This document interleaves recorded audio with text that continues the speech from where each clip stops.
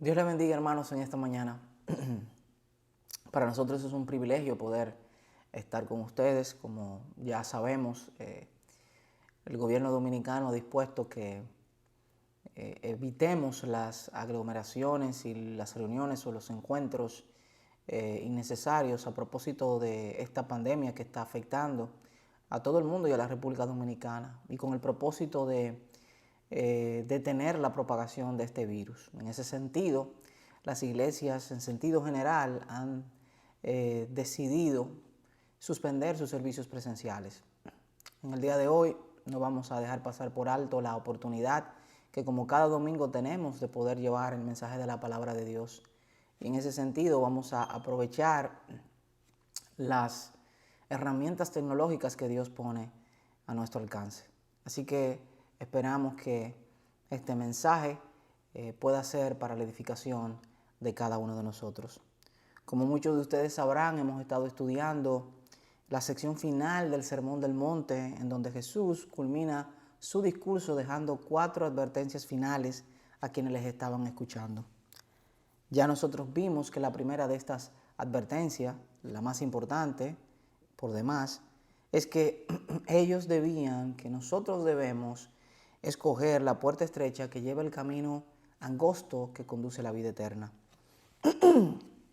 Y esta es una advertencia que nosotros la vemos en el capítulo 7, que es donde precisamente estamos, en los versículos 13 y 14. Dice: entrad por la puerta estrecha, porque ancha es la puerta y espacioso el camino que lleva a la perdición, y muchos son los que entran por ella. Porque estrecha es la puerta y angosto el camino que lleva a la vida, y pocos son los que la hallan. En este texto nosotros podemos ver cómo Jesús está advirtiendo en el sentido de escoger la puerta estrecha. Jesús presenta 2 puertas. Jesús dice: hay una puerta estrecha y hay una puerta ancha. Una puerta ancha que lleva a un camino espacioso. Y como recordamos en aquella ocasión en la que estuvimos hablando acerca de esta porción, ese camino espacioso representa la vida de pecado del hombre. Una vida sin sometimiento a la obediencia de Dios, una vida sin sometimiento a la voluntad de Dios, una vida sin privaciones, sin sacrificios, sino una vida llena de pecado. Así que parece ser un camino fácil de llevar, un camino en el que podemos transitar cómodamente, pero Jesús dice que es un camino que nos llevará a la condenación eterna. Sin embargo, por otra parte, tenemos una puerta estrecha que lleva a un camino angosto. Y este camino angosto representa la vida de santidad de un cristiano, la vida de privación de un cristiano, de sacrificio de un cristiano, en donde el cristiano se somete a la voluntad de Dios, en donde el cristiano se somete en obediencia a esa voluntad del Padre que está en los cielos. Así que al margen de que parece ser un camino difícil, un camino de difícil transitar, Jesús ha dicho que ese camino es un camino que lleva a la vida eterna. Ahora bien, Jesús, a propósito de esta advertencia que hace de entrar por la puerta estrecha, también advierte en cuanto a 2 grandes peligros de los cuales nosotros debemos cuidarnos. Jesús entiende que en su búsqueda de la puerta estrecha, el hombre puede enfrentar 2 grandes peligros, y entiende que son 2 grandes peligros porque ambos pueden hacer que el hombre, en vez de escoger la puerta estrecha, escoja la puerta ancha que lleva al camino espacioso que conduce a la condenación. Ya nosotros estuvimos hablando del primero de estos 2 grandes peligros, que es el peligro de los falsos profetas o de los falsos maestros. Y nosotros vimos que Jesús habla acerca de este gran peligro en este capítulo 7, en los versículos que van del 15 al 20. Y dice: guardaos de los falsos profetas, que vienen a vosotros con vestidos de ovejas, pero por dentro son lobos rapaces. Por sus frutos los conoceréis. ¿Acaso se recogen uvas de los espinos o higos de los abrojos? Así todo buen árbol da buenos frutos, pero el árbol malo da frutos malos. No puede el buen árbol dar malos frutos, ni el árbol malo dar frutos buenos. Todo árbol que no da buen fruto es cortado y echado en el fuego. Así que por sus frutos los conoceréis. Jesús advierte sobre el peligro de los falsos profetas que pueden extraviar y confundir a muchos, haciéndoles entrar por la puerta ancha que lleva al camino espacioso que conduce a la condenación. Jesús advierte sobre los falsos maestros porque sus falsas enseñanzas pueden hacer pensar a muchos que están transitando el camino angosto que lleva a la vida eterna, cuando en realidad están transitando el camino espacioso que los llevará a la condenación perpetua. Sin embargo, Jesús, luego de hablar del peligro de los falsos profetas, pasa a advertir acerca de otro gran peligro que puede enfrentar una persona a la hora de encontrar la puerta estrecha. Y de esto estaremos hablando en el día de hoy.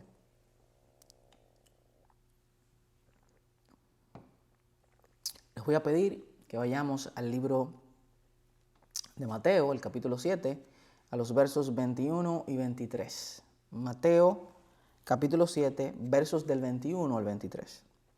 Y dice: no todo el que me dice Señor, Señor, entrará en el reino de los cielos, sino el que hace la voluntad de mi Padre que está en los cielos. Muchos me dirán en aquel día: Señor, Señor, ¿no profetizamos en tu nombre? Y en tu nombre echamos fuera demonios, y en tu nombre hicimos muchos milagros. Y entonces les declararé: nunca os conocí, apartaos de mí, hacedores de maldad. En este texto nosotros vemos cómo Jesús advierte sobre otro gran peligro. Jesús dice que en adición al peligro que representan los falsos maestros, también la falsa profesión de fe o el autoengaño constituyen un gran peligro que puede hacer que el hombre escoja la puerta y el camino incorrecto. O sea que Jesús está diciendo que habrán personas que no necesariamente serán engañadas por otras, sino que serán engañadas por ellas mismas. Jesús les dice a quienes les escuchan en este momento que debían tener mucho cuidado, no solo con los falsos maestros o los falsos profetas, sino con la falsa profesión de fe o con el autoengaño. Y eso que Jesús les dice a estos judíos del primer siglo, también nos los está diciendo hoy a nosotros en el siglo XXI. Pero veamos más detalladamente la porción que acabamos de leer. Vamos al versículo 21. Dice: no todo el que me dice Señor, Señor entrará en el reino de los cielos, sino el que hace la voluntad de mi Padre que está en los cielos. Y para un mejor entendimiento de lo que está diciendo el Señor aquí en este versículo, vamos a dividirlo en dos. Vamos en primer lugar a detenernos, a analizar la primera parte de este versículo que dice: no todo el que me dice Señor, Señor entrará en el reino de los cielos. Lo primero que nosotros podemos ver aquí es que Jesús se está refiriendo a personas que le dicen Señor, Señor. Y es importante considerar que en el contexto del idioma hebreo, mencionar dos veces un nombre era una forma de hacer un énfasis en lo que se quería decir. Era una forma de engrandecer el concepto que se estaba tratando de llevarle al otro. O sea que si nosotros tomamos en cuenta que la palabra Señor, a la luz de lo que vemos en el idioma griego, que es el idioma en el cual se escribe el Nuevo Testamento, esa palabra puede significar o significa amo, dueño, rey soberano, hijo de Dios. Si consideramos todas estas cosas, nos vamos a dar cuenta entonces de que al referirse a personas que le dicen Señor, Señor, Jesús está especificando que eran personas que tenían un gran respeto por Él. Eran personas que sin ninguna duda reconocían que Jesús debía ser el dueño, el amo y el rey soberano. Jesús está hablando aquí de personas que reconocen que Él es el Hijo de Dios. Personas que confiesan que Él es Yahvé o que Él es Jehová, el único Dios del cual habla el Antiguo Testamento. Y eso en el contexto judío tiene una connotación muy particular, porque la audiencia judía a la que Jesús le estaba diciendo estas palabras era esencialmente incrédula. Hay un autor llamado Richard Bauckham que en una obra que en algún momento les he mencionado, que se llama Monoteísmo y Cristología en el Nuevo Testamento, explica perfectamente cómo pensaba el judío del primer siglo, que es al judío al cual Cristo le está hablando. Era un pueblo que le costaba entender la relación que había entre el Padre y el Hijo, de tal forma que su concepción monoteísta le impedía aceptar que, en adición al único Dios de Israel que sus ancestros adoraban y que nosotros vemos en el Antiguo Testamento, había ahora otro Dios que se hacía pasar por el Hijo de ese Dios. Le costaba comprender la unicidad que hay entre el Padre y el Hijo. Le costaba entender que eran uno solo. Así que, en sentido general, el pueblo judío no creía ni que Jesús era el Hijo de Dios, ni tampoco creía que era el Mesías prometido. Por eso lo rechazaron. Y ahí vemos el texto de Juan 1:11 que dice: a lo suyo vino y los suyos no le recibieron, en una perfecta alusión al hecho de que a lo suyo, a su creación, Él vino, pero los suyos, con quienes estaba relacionado étnicamente, no le recibieron. Por eso, cualquiera que aceptara a Jesús en aquel tiempo como el Hijo de Dios, debía estar dispuesto a ser rechazado también. Sin embargo, Jesús está diciendo aquí que, no obstante todos los prejuicios, dentro de ellos, dentro de ese pueblo judío, había muchos que sí reconocerían que Jesús era el Hijo de Dios, que Jesús era el Mesías esperado. Él estaba diciendo que habría muchos que sí confesarían con su boca que Jesús era el Señor, que sí creerían que Jesús era el Salvador, que Jesús era el Rey soberano, que Jesús era el amo, que Jesús era el dueño de sus vidas. Hoy, en muchas partes del mundo, confesar que Jesús es el Señor no tiene mayores implicaciones, pero en aquel entonces sí las había.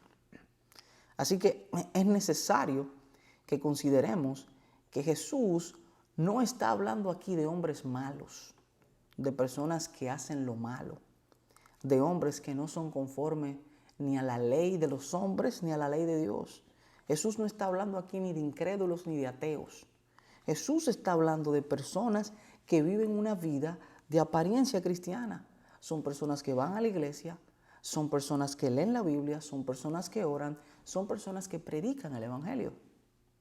Sin embargo, al producir o al pronunciar esta frase de que no todo el que me dice Señor, Señor, entrará en el reino de los cielos, Jesús está diciendo que muchas de estas personas que van a la iglesia, que leen la Biblia, que oran y que predican el Evangelio y que también confiesan que Jesús es el Señor, son falsos profesantes. Así que, en cierto modo, al decir esto, Jesús está diciendo que Él no le da la importancia a la confesión personal que sí le daban los judíos, aun cuando confesar que Jesús era el Señor fuera un acto de valentía.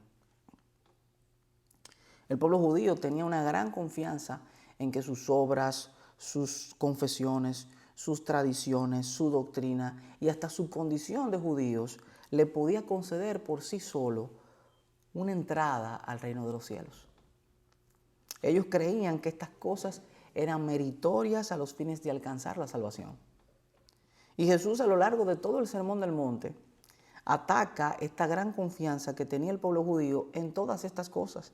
De tal manera que, al pronunciar Jesús estas palabras, no todo el que me dice Señor, Señor, entrará en el reino de los cielos, Jesús está culminando en cierto modo su sermón, reiterando una vez más que el hombre no puede alcanzar el reino de los cielos por méritos propios, incluso confesando que Jesús es su Señor.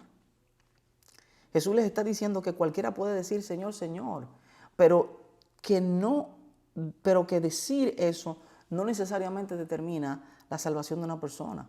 Él les está diciendo que lo que ellos dijeran no iba a determinar quién alcanzaba el reino de los cielos y quién no, aun cuando lo que dijeran fueran las palabras correctas. Señor, Señor, exaltado sea tu nombre, gloria a Dios, alabado seas tú, santo, santo, santo, tú eres el Rey de nuestra vida, santo eres, Señor.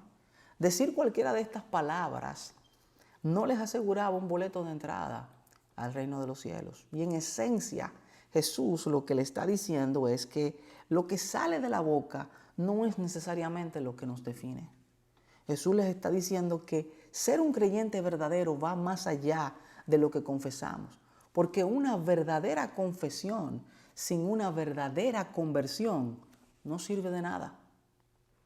Hay muchos creyentes falsos que también confiesan que Jesús es el Señor.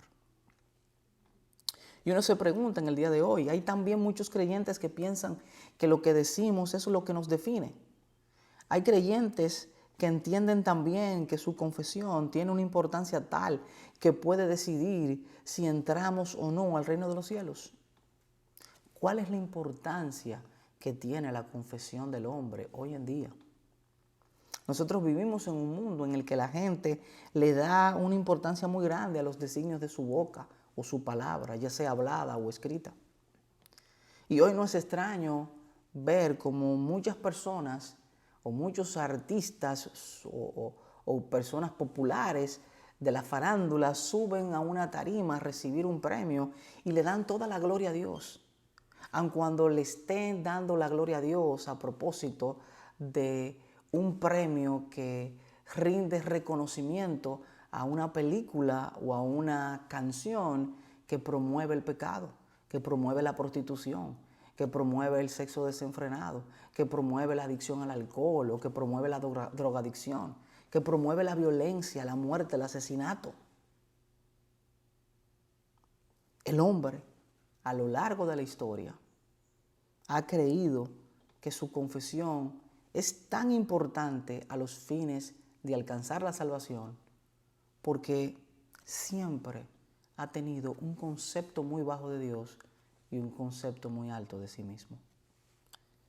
Sería muy bajo el estándar de Dios si solo por nuestras palabras lográramos alcanzar el reino de los cielos.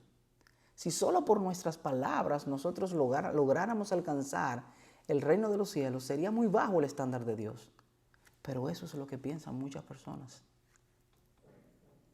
Por eso hay muchos que hoy entienden que poner un mensaje cristiano en su perfil de WhatsApp o en cualquiera de sus redes sociales es suficiente para que los demás lo consideren como un genuino profesante del cristianismo. Un sticker en el carro, un Dios te bendiga por la mañana al vecino, un gloria a Dios en la iglesia. Al igual que antes, muchos entienden hoy que su confesión es meritoria delante de los ojos de Dios. Y no es solo confesar, Señor, Señor. No es solo tener una doctrina correcta y estar convencidos en nuestra mente de que Jesús es el Hijo de Dios, como lo estaban estos judíos. No es simplemente vivir una vida correcta que descansa sobre la base de los preceptos morales que Dios ha establecido en su palabra. Va más allá de todo eso. Es una convicción de fe que Dios pone en la mente y en el corazón de nosotros. Es una cuestión de creer en nuestro corazón de que Jesús es nuestro Señor. Dice el apóstol Pablo en Romanos 10, 8 y 9, mas ¿qué dice? Cerca de ti está la palabra, en tu boca y en tu corazón. Esta es la palabra de fe que predicamos, que si confesares con tu boca que Jesús es el Señor y creyeres en tu corazón que Dios le levantó de los muertos, serás salvo. En resumen, Jesús les está diciendo que nuestras palabras no definen necesariamente lo que nosotros somos. Nuestras palabras no definen si somos cristianos o si somos incrédulos, si alcanzamos el reino de los cielos o si no lo alcanzamos. Pero en la segunda parte de este versículo 21, Jesús sí nos dice qué es lo que realmente define el que una persona alcance o no el reino de los cielos. Jesús dice, no todo el que me dice Señor, Señor entrará en el reino de los cielos, sino el que hace la voluntad de mi Padre que está en los cielos. Sino el que hace la voluntad de mi Padre que está en los cielos. Jesús manifiesta que dentro de aquellos que dicen Señor, Señor, solo los que hacen la voluntad de su Padre entrarán al reino de los cielos. Jesús está infiriendo aquí que solo los profesantes genuinos, sus verdaderos discípulos, son los que alcanzan a entrar en el reino de los cielos. Como dice un autor, no todos, sino solamente algunos de ellos, solo los que hagan la voluntad de Dios. La pregunta de ¿quiénes entrarán entonces al reino de los cielos? La podemos responder con una simple frase. No todo el que dice, sino el que hace. Jesús manifiesta que hay dos grandes problemas que podemos enfrentar a la hora de escoger la puerta estrecha: los falsos profetas y la falsa profesión o el autoengaño. Ahora, ¿cómo nosotros identificamos estos problemas? Jesús dice que haciendo lo mismo en ambos casos. Si vemos el verso 20 en este capítulo 7, dice este verso: así que por sus frutos los conoceréis, refiriéndose a los falsos profetas. Y es interesante porque el próximo verso, el verso 21, el verso en el que estamos, dice que una falsa profesión puede ser identificada también por sus frutos, por lo que hace. Desde la creación, Dios estableció como regla universal que todo lo creado debía producir frutos, debía fructificar y multiplicarse. Y por eso nosotros vemos en Génesis 1:28 que dice: y los bendijo Dios, refiriéndose a Adán y Eva, y les dijo: fructificad y multiplicaos, llenad la tierra y sojuzgadla. Y esa es la misma idea que Jesús desarrolla en la parábola de los talentos, la necesidad de dar frutos, la necesidad de multiplicarnos. Así que, tal como la naturaleza, de la misma forma en la que la naturaleza está obligada a dar frutos, así también el hombre en su vida espiritual está obligado a dar buenos frutos. Entonces, un falso maestro o un falso profeta y un falso creyente se identifican de la misma manera, por sus frutos, por lo que hacen. Si decimos Señor, Señor, pero no hacemos la voluntad de ese Dios o de ese Señor, nosotros somos el árbol malo que no puede dar frutos buenos o buenos frutos, tal como dice el versículo 18. Y el versículo 19 dice cuál es el destino de este árbol que no da buen fruto. Dice que es cortado y echado al fuego. Pero si hacemos la voluntad de Dios, somos el árbol bueno que da frutos buenos. En ese sentido, nosotros tenemos dos tipos de creyentes. Uno que hace la voluntad de Dios y por eso encarna el árbol bueno que produce buenos frutos, y otro que no hace la voluntad de Dios y por eso encarna el árbol malo que solo puede dar frutos malos. De tal modo que, así como por sus frutos conoceréis a los falsos profetas o los falsos maestros, así también por sus frutos conoceréis a los falsos confesantes o a los falsos profesantes. El que hace la voluntad de Dios es un creyente verdadero, mientras que el que no la hace es un falso creyente. Al condicionar la entrada al reino de los cielos al hacer y no al decir, Jesús está atacando la fe que se queda solo en palabras y en los conceptos, que se queda solo en palabras y en los conceptos, la fe que se queda en la doctrina y en la confesión. Jesús está atacando la fe que solo se queda en la teoría y que no va a la práctica. Es el tipo de fe del cual nos habla Santiago o Jacobo, el hermano de Jesús. Y nosotros vamos a Santiago, al capítulo 2, y leemos los versículos del 17 al 19. Dice el versículo 17: así también la fe, si no tiene obras, es muerta en sí misma. Nuestra confesión de fe no puede quedarse en palabras, tiene que manifestarse a través de obras, de buenos frutos. Si no lo hace, es una fe muerta, es una simple confesión de fe. Y dice el versículo 18: pero alguno dirá, tú tienes fe y yo tengo obras, muéstrame tu fe sin tus obras y yo te mostraré mi fe por mis obras. no es que los buenos frutos que se producen como consecuencia de hacer la voluntad de Dios nos justifiquen o que sean meritorios para alcanzar el reino de los cielos, porque tampoco tienen esa importancia. La cuestión es que se supone que un verdadero profesante no solo confiesa que Jesús es su Señor, sino que también lo demuestra haciendo la voluntad de Dios. Una fe verdadera está obligada a producir frutos, buenos frutos. Y dice el versículo 19, tú crees que Dios es uno, bien haces. También los demonios creen y tiemblan. Entonces uno se pregunta, ¿cuál es el valor que tiene nuestra confesión de fe si hasta los demonios creen que Jesús es el Señor? ¿Qué valor tiene? ¿Cuál es el verdadero valor que tiene nuestra confesión si hasta los demonios creen? Si hasta los demonios lo confiesan. Así que no es una cuestión de creer o confesar. Jesús no solo quiere teóricos. Jesús quiere teóricos que lleven al campo de la práctica la teoría. Jesús quiere practicantes de la fe. Esos son los que alcanzarán el reino de los cielos.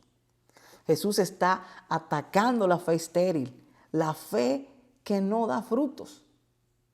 Y Él hará con aquellos que profesen ese tipo de fe lo mismo que hizo con la higuera estéril y que nosotros vemos en Mateo 21, 19 y que también podemos ver en Marcos y en Lucas. Jesús la maldijo, dice el texto.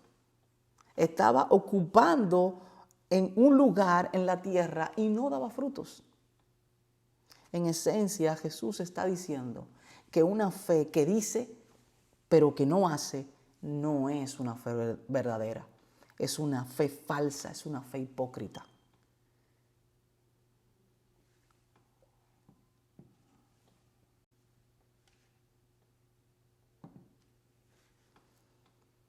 A lo largo de todo el Sermón del Monte, Jesús ataca esta visión hipócrita y la falsa manera de vivir de muchos de estos hombres del pueblo judío, de vivir para los hombres y no vivir para Dios.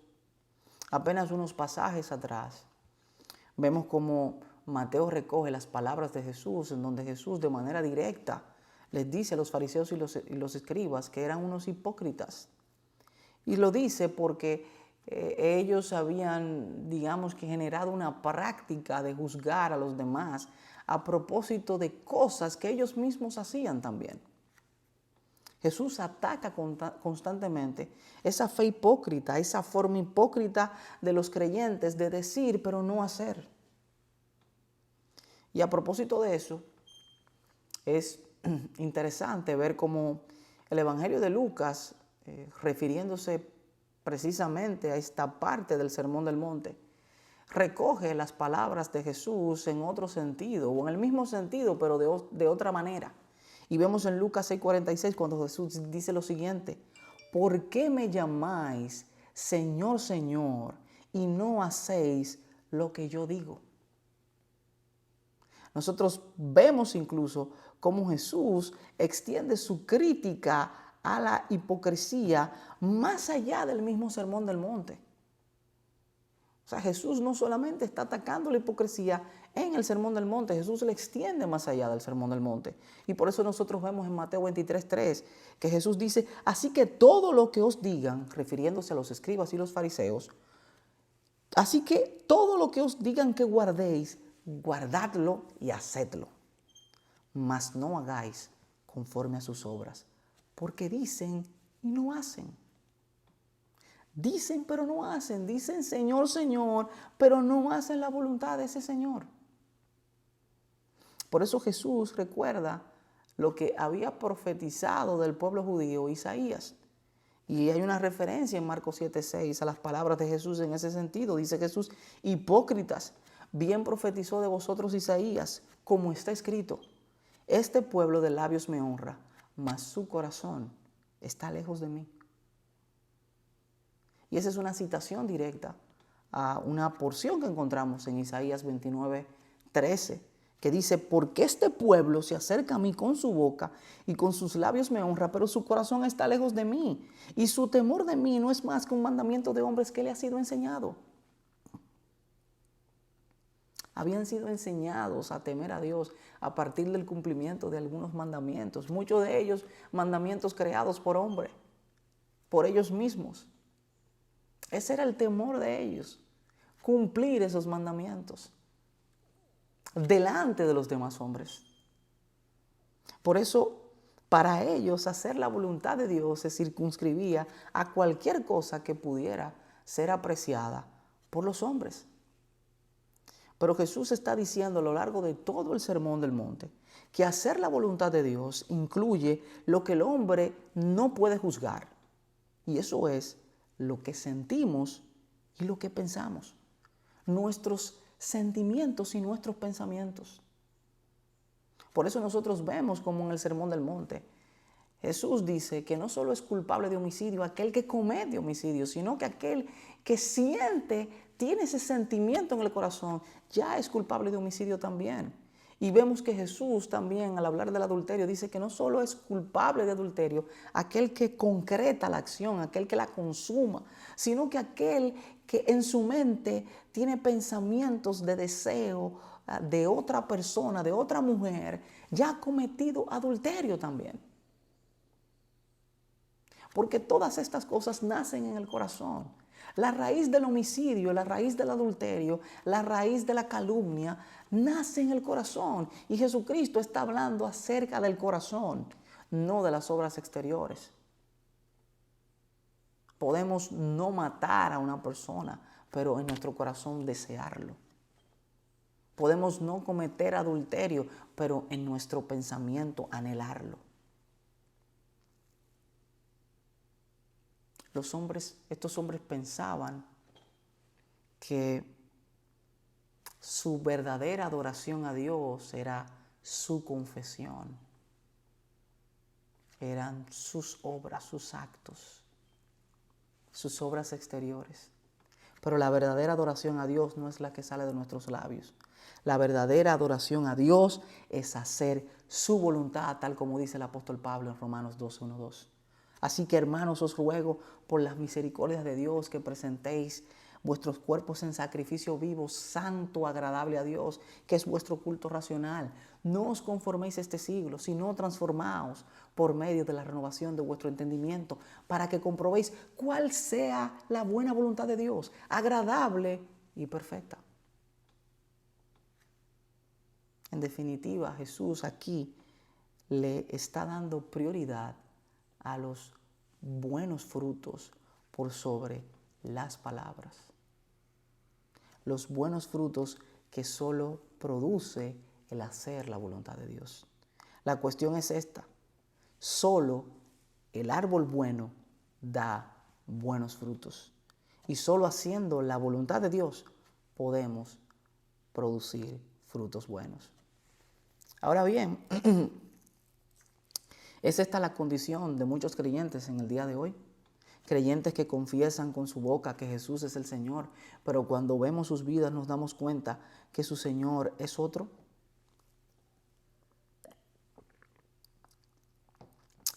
Sería muy fácil que Dios nos juzgara solo por lo que decimos, pero no es así.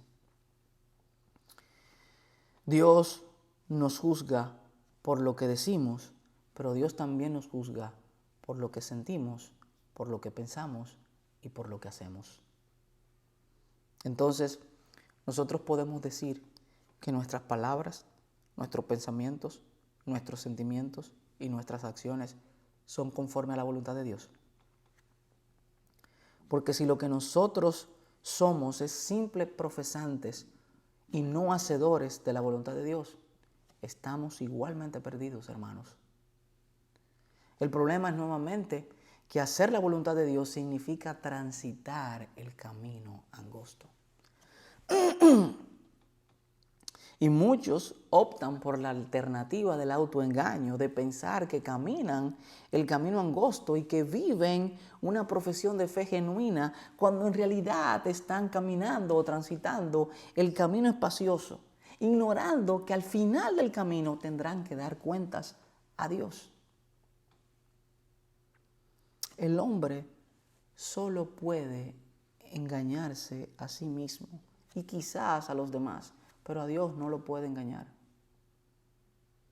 Así que ni nuestras confesiones, ni nuestra buena teología, ni nuestro buen entendimiento del Evangelio podrá comprarnos un ticket de entrada al reino de los cielos. Hermanos, no nos engañemos. Solo aquellos que hagan la voluntad de Dios podrán entrar al reino de los cielos. No importa que digamos Señor, Señor, ni que confesemos que Jesús es el Señor. Eso no importa. Si al final Él no es el Señor de nuestras vidas. Nuestra verdadera adoración, nuestro culto racional a Dios, es renunciar a nuestra voluntad para someternos a la suya. Por eso dice Cristo, dijo Jesús, el que quiera venir en pos de mí, niéguese a sí mismo. Renuncie a su voluntad, a lo que es, para hacer lo que yo quiero que usted sea, para hacer lo que yo quiero que seas, como cristiano, como creyente. Renuncia a lo que tú eres, a tu condición pecaminosa, a tu voluntad.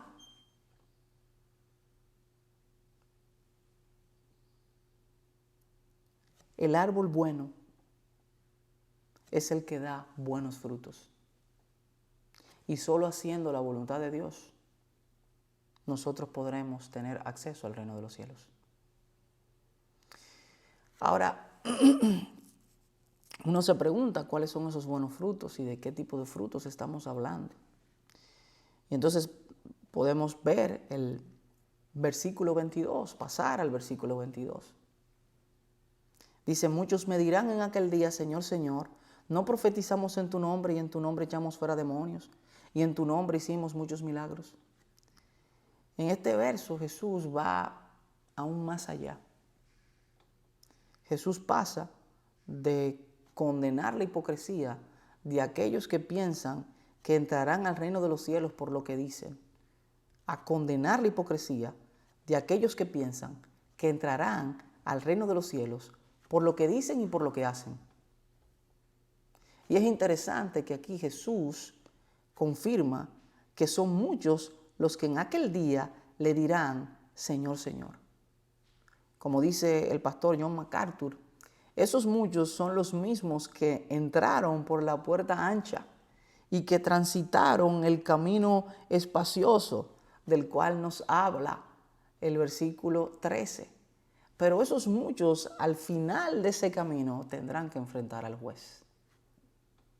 Dice, entrad por la puerta estrecha, porque ancha es la puerta y espacioso el camino que lleva a la perdición, y muchos son los que entran por ella.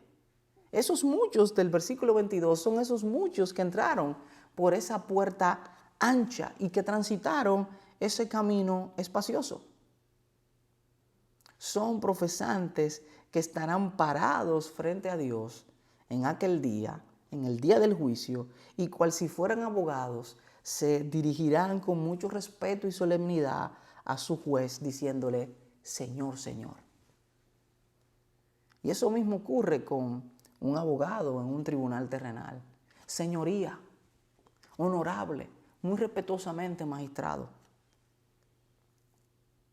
Una vez allí, estos muchos empezarán a presentar sus pruebas a descargo para probar que son inocentes, para probar que no merecen el castigo de la condenación eterna, que no merecen ese castigo al cual conduce la puerta por la que ellos decidieron entrar y el camino que ellos decidieron transitar.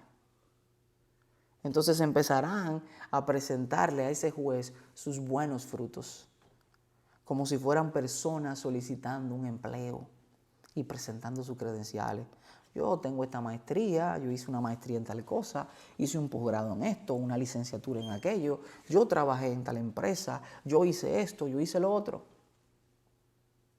Incluso dirán que lo hicieron en el nombre del Señor, en el nombre de Jesús, como una forma de ganar el favor de ese juez.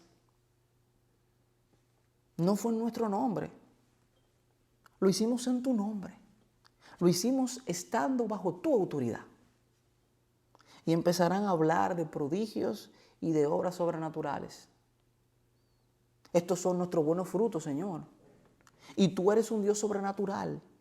Porque reconocemos que todas estas cosas, que todos estos prodigios y milagros, lo hicimos en tu nombre, con tu poder y con tu autoridad. El problema es que esos no son necesariamente los buenos frutos que se manifiestan como resultado de hacer la voluntad de Dios. Quizás esas son las obras que los legitiman a ellos delante de los hombres, pero no delante de Dios. La cuestión es que, como ya hemos señalado, como ya hemos manifestado, estos falsos profesantes le daban un valor muy grande a las cosas que podían ser apreciadas por los hombres. Vivían para la justicia de los hombres y no para la justicia de Dios. Y Dios le da importancia a las cosas que los hombres no ven, a las cosas que los hombres no pueden apreciar. Dice Primera de Samuel 16:7, y Jehová respondió a Samuel: no mire su parecer, ni a lo grande de su estatura, porque yo lo desecho. Porque Jehová no mira lo que mira el hombre. Pues el hombre mira lo que está delante de sus ojos, pero Jehová mira el corazón. Mientras el hombre está viendo la capacidad, está viendo las aptitudes, está viendo los talentos, Dios está viendo el carácter, está viendo las actitudes y la intención del corazón. Es muy normal ver a dos personas frente a un predicador, una ponderando su elocuencia, la forma en la que articula las palabras, su buen léxico, cómo interactúa con la gente, su capacidad para mantener la atención del auditorio, mientras que otra está probablemente observando la gracia que Dios ha puesto en él, lo que está diciendo, su mensaje. Hay uno que está observando el cómo y otro que está observando el qué. Y eso ocurre también con los artistas cristianos, que hay una persona que está viendo que tiene una voz melodiosa, que tiene una voz hermosa, ese es su énfasis, que canta muy bien, que sube mucho de tono. Mientras hay otro que se está deleitando escuchando la letra de la canción. Así que el hombre mira el cómo, pero los que andan en Dios miran el qué. No están viendo necesariamente las cosas que se aprecian por fuera. Dios le da prioridad al corazón. El hombre solo ve lo de afuera, pero Dios ve el corazón del hombre. Dios ve la verdadera intención del hombre, lo que hay en su corazón. Así que a Dios no le van a impresionar estos prodigios y estas señales, ni estos milagros. No son buenos frutos para Dios si no fueron hechos por un corazón verdaderamente arrepentido. Si estas obras no son el resultado de un arrepentimiento real, si no fueron hechas por alguien que profesa una fe genuina, no tienen ningún valor para Dios. Y no quiere decir que estas personas no hayan hecho estas grandes señales y prodigios. Es probable que sí. Nuevamente el pastor John MacArthur dice que hay 3 explicaciones posibles para esta afirmación de estos falsos creyentes. La primera puede ser que el mismo Dios haya permitido, para un propósito que Él tiene, que estas personas hayan hecho estas cosas con su poder incluso. Y la Biblia presenta varios ejemplos de hombres que no necesariamente eran conforme a la voluntad de Dios, que Dios los utilizó. Dios permitió que ellos hicieran cosas para su propósito, para servir a su propósito. Balaán es uno de ellos. Otra posibilidad es que estas personas también hicieran estas cosas, pero no necesariamente con el poder de Dios, sino con el poder de Satanás. sirviendo a los propósitos de Satanás y no a los propósitos de Dios. Y hay algunos textos que hablan de esto. Mateo 24:24 dice, porque se levantarán falsos cristos y falsos profetas y harán grandes señales y prodigios de tal manera que engañarán, si fuere posible, aún a los escogidos. Y el apóstol Pablo dice en 2 de Tesalonicenses 2, 8, 9, y entonces se manifestará aquel inicuo a quien el Señor matará con el espíritu de su boca y destruirá con el resplandor de su venida. Inicuo cuyo advenimiento es por obra de Satanás, con gran poder y señales y prodigios mentirosos. Y la tercera posibilidad es que probablemente muchas de estas afirmaciones, según el pastor MacArthur, simplemente no sean ciertas. La cuestión es que Dios, al margen de cualquiera que fuese cualquiera de estas posibilidades, Dios conoce la intención del corazón de los hombres. Y los hombres no pueden engañarlo. Jesús sabe que son falsos profesantes y que no han hecho nada en su nombre. Así que Jesús, como juez justo, en aquel día, estando frente a él, les dictará la siguiente sentencia. Y vamos al versículo 23 que dice, y entonces les declararé, nunca os conocí, apartaos de mí, hacedores de maldad. En este verso, la palabra declararé, les declararé, traducida directamente del griego al español, podemos traducirla directamente del griego al español como utilizando la palabra confesaré. Y eso da pie a una cita o a la opinión del pastor John Stott de que al llegar el momento de dictar sentencia, Jesús también les hará una confesión solemne, igual que la confesión solemne hecha por ellos al decir Señor, Señor. Solo que en el caso de Jesús, esta será una confesión verdadera. Dice otro autor al respecto, el veredicto del juez será pronunciado después de las alegaciones de los acusados. La autoridad de Jesús está claramente expresada al decir, les declararé, que traducido equivale a decir, les profesaré o les confesaré. Así que Jesús como juez dictará su sentencia en ese momento.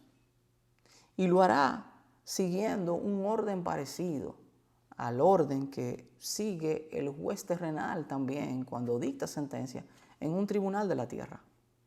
Lo primero que Jesús va a hacer, lo primero que ese juez va a hacer es motivar o justificar su decisión, tal cual ocurre con una sentencia en nuestro mundo terrenal. Eso es lo primero que Jesús hace. Jesús motiva o justifica su decisión.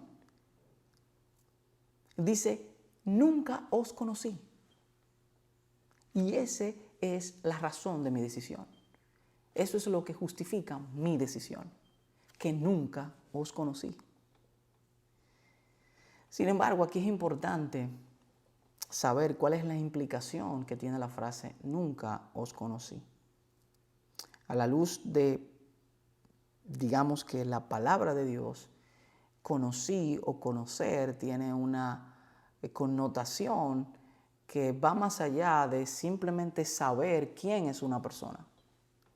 En el contexto bíblico, conocer tiene una connotación de intimidad. Tiene una connotación de intimidad en donde cuando Dios dice que conoce a alguien, que conoció a alguien, está estableciendo de que hay una relación de intimidad entre Dios y esa persona. Así que cuando Dios dice que nunca lo conoció o nunca os conocí, está diciendo que nunca estableció una relación de intimidad con ellos. No son personas que nacieron de nuevo, porque Dios, cuando establece una relación de intimidad con un creyente, entonces ese creyente nace de nuevo. Así que no son personas que nacieron de nuevo. Y como no nacieron de nuevo, no pueden entrar al reino de los cielos. Eso dice el apóstol Juan en su evangelio, en el capítulo 3, versículo 3, dice, respondió Jesús y le dijo, de cierto te digo que el que no naciere de nuevo no puede ver el reino de los cielos. Así que lo primero que hará Jesús es decirles la razón de su sentencia. Y en este caso es que nunca fueron verdaderos profesantes. Nunca fueron verdaderos creyentes. Quizás estaban cerca de Dios, pero no estaban en Dios. O como dice J. Packer en su obra tan conocida, El conocimiento del Dios Santo, quizás eran personas que conocían mucho de Dios, pero que no conocían a Dios. Así que luego de esto, Jesús pasará a pronunciar su veredicto final y los sentenciará a la condenación eterna, diciéndoles, apartaos de mí. Es interesante ver que este apartaos de mí, en la traducción original del griego, lo que significa es, marchaos lejos de mí, que describe mejor el gran rechazo del cual estos falsos profesantes serán objeto ese día por parte de aquel a quienes ellos llaman Señor, Señor. Y es la misma frase de desprecio y de rechazo que nosotros vemos en el Salmo 6:8, cuando el salmista dice, apartaos de mí, todos los hacedores de iniquidad. Serán cortados y echados al fuego. Se les negará la entrada al reino de los cielos. Finalmente Jesús no dejará sin respuesta las alegaciones de estos falsos profetas. Sus alegaciones de haber hecho muchas cosas, de en su nombre haber hecho milagros y prodigios. Jesús no pasará por alto responder estas alegaciones. Y entonces Él les declarará que no son árboles buenos, que no producían frutos buenos porque no hacían la voluntad de Dios, sino que eran hacedores de maldad. Las obras que hacían, los frutos que ellos pensaban que eran buenos y que ellos creían que eran el resultado de hacer la voluntad de Dios, eran el resultado de su maldad, de su propia voluntad, de su propia concupiscencia, de sus deseos carnales. Eran el resultado de hacer su propia voluntad y no la voluntad de Dios. Eran el resultado de la iniquidad que habita en un corazón no regenerado por el Espíritu Santo. En definitiva, así como Jesús nos advierte acerca del peligro de los falsos profetas, así también nos advierte acerca de la falsa profesión. Así que, hermanos, cuidémonos de este peligro, de este gran peligro de la falsa profesión. Procuremos que nuestra profesión de fe sea verdadera. No pretendamos engañarnos a nosotros mismos y engañar a los demás. Porque al final es muy probable que los únicos que sean engañados con nuestra falsa profesión seamos nosotros mismos. Escuchen, hermanos, es interesante ver cómo a veces Dios permite que ocurran cosas para que sea revelado lo que verdaderamente hay en nuestros corazones. Es posible que una de las cosas por las que Dios puede estar permitiendo la situación de calamidad actual es para revelar lo que hay verdaderamente en el corazón de muchos hombres y mujeres. Quizás muchos hombres y mujeres que han confesado que Jesús es el Señor, hoy se agreden unos con otros en los pasillos de los supermercados por un pote de manitas limpias o por un paquete de papel higiénico. Y a veces Dios permite que estas cosas acontezcan o que estas cosas pasen para que sea revelado públicamente lo que hay en el corazón de muchos de nosotros que también le confesamos, Señor, Señor. Y Dios lo permite para que la falsa profesión de fe sea expuesta públicamente en medio de los demás. Un verdadero profesante o creyente toma las medidas de precaución necesarias, pero no anda corriendo despavorido como muchos andan hoy, pensando que su salvación es una caja de vitamina C. Estos son los momentos en los que las personas demuestran quién es verdaderamente su Señor. Un verdadero profesante sabe que su única salvación es Jesús. Un verdadero profesante pone su confianza en Jesús, no en la medicina ni en los médicos. Así que, hermanos, yo sé que